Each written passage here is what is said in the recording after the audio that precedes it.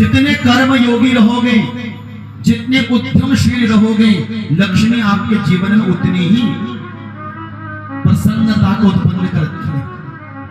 महात्माओं को हाथ दिखाने से कुछ नहीं होगा। अगर आप कर्म नहीं कर रहे हैं, कुंडली दिखाने से कुछ नहीं होगा यदि आप सत्कर्म नहीं कर रहे हैं।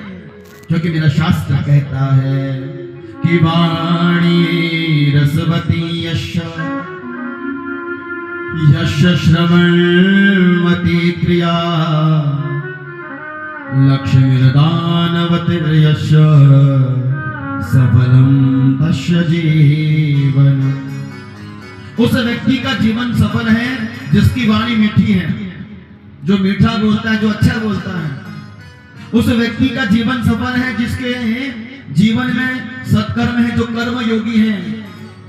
और वो व्यक्ति का जीवन सफल है जिसके पास धन है और धन देने के बाद दान करता है। जिनके जीवन में ये 3 सतो गुण हैं, सत्य गुण हैं, वो इंसान सफल हो जाता है। इसलिए गंगा तुम्हें ज्ञान देती है, यमुना तुम्हें भक्ति देती है, और माता सरस्वती तुम्हें निष्काम सत्कर्म करना सिखाती है। ऐसे प्रयागराज का संगम है, इसलिए प्रयाग को तीर्थों का राजा कहा जाता है। एक बार सभी ऋषियों ने प्रश्न किया कि ब्रह्मा जी, हमारी इस धरती में बहुत बड़े बड़े तीर्थ हैं, आप बताइए सबसे बड़ा तीर्थ कौन है, तीर्थों का प्रधान कौन है, तीर्थों का राजा कौन हो सकता है। तो ब्रह्मा जी ने तराजू उठाई और तराजू उठाने के बाद जितने भी तीर्थ थे एक पलड़े पर रख दिए और एक पलड़े पर प्रयागराज रख दिया। एक पलड़े पर प्रयागराज और एक पलड़े पर जितने तीर्थ थे, जितने धाम थे, सब रख लिए। और जब ब्रह्मा जी ने तराजू को उठाया तो तीर्थराज प्रयाग के सामने सारे के सारे तीर्थ छोटे हो गए। अर्थ इसका ये नहीं कि और तीर्थों की महिमा कम है, अर्थ ये है कि प्रयागराज की महिमा इसलिए श्रेष्ठ है क्योंकि यहाँ पर गंगा, यमुना और सरस्वती ज्ञान, भक्ति और निष्काम सत्कर्म, इन तीनों का संगम है। इसलिए यहाँ पर प्रयागराज श्रेष्ठ भूमि है। देखो मेरी मां लिखा हुआ है शिव महापुराण के भाव में कि ग्रहाणाम च यथा सूर्यो नक्षत्राणाम च यथा शशि तीर्थानाम उत्तमं तीर्थं प्रयागाख्यं अनुत्तमं। जैसे नक्षत्रों में से सूर्य, ग्रहों में से सूर्य श्रेष्ठ है, जैसे नक्षत्रों में से चंद्रमा श्रेष्ठ है, ऐसे समस्त तीर्थों में से प्रयागराज सर्वश्रेष्ठ तीर्थ है। मेरी मां, पद्म पुराण में लिखा है, सुनिएगा, पद्म पुराण में लिखा है कि पुष्करे तो कुरुक्षेत्रे गंगायां मध्यमेषु च स्नात्वा तार्यते जंतु सप्त सप्तवरांस्तथा। क्या क्या कहा? पुष्कर, कुरुक्षेत्र, गंगा और प्रयागराज। महाभारत के वन पर्व का यह श्लोक बता रहा हूं आपको। पुष्कर में, कुरुक्षेत्र में, हरिद्वार में और प्रयागराज में स्नान करने वाले व्यक्ति के पितृ, स्नान करने वाला व्यक्ति 7 पीढ़ी आगे की और 7 पीढ़ी पीछे की तार देता है।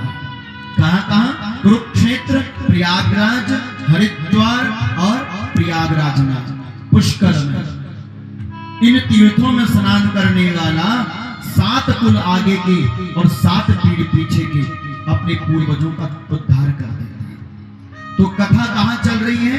कथा चल रही है प्रयागराज के संगम में। तो इसलिए एक बार प्रेम से कहिए श्री तीर्थराज प्रयाग महाराज की। ऐसे प्रयागराज की भूमि में भगवान की कथा चल रही है।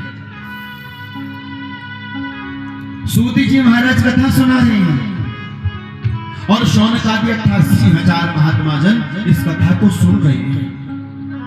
उन 88,000 ऋषियों ने यही तो कहा था कि महाराज, जब कलयुग का समय होगा तो कलयुग के समय में भक्त का मन भगवान में लग सके कोई ऐसा साधन चाहिए,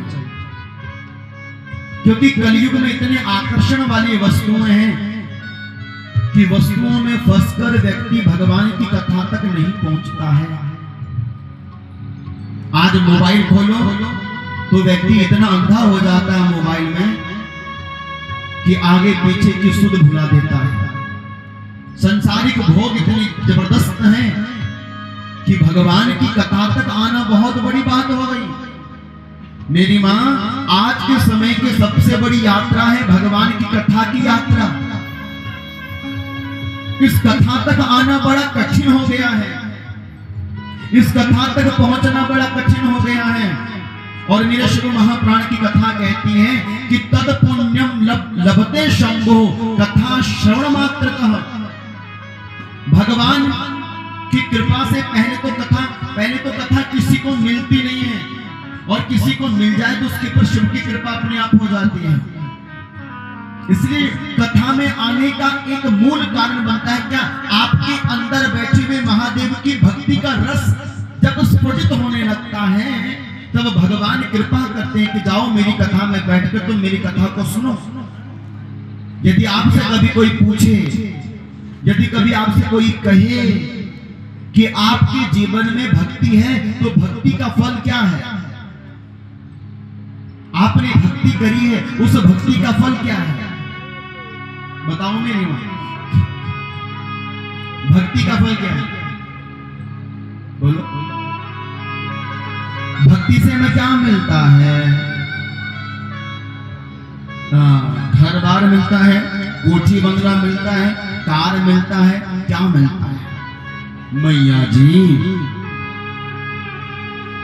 ये कोठी बंगला कार, इसके पीछे भगवान अपना समय बर्बाद नहीं करते। भगवान तो गीता में कहते हैं ये तुम्हें तुम्हारे कर्मों से मिलता है, तुम्हारे पूर्व जन्मों के सत्कर्मों से मिलता है। लेकिन तुम्हारे जीवन की भक्ति सही दिशा में जा रही है, जो तुम भगवान की भक्ति कर रहे हो, कैसे पता चले कि मेरी भक्ति ठीक चल रही है?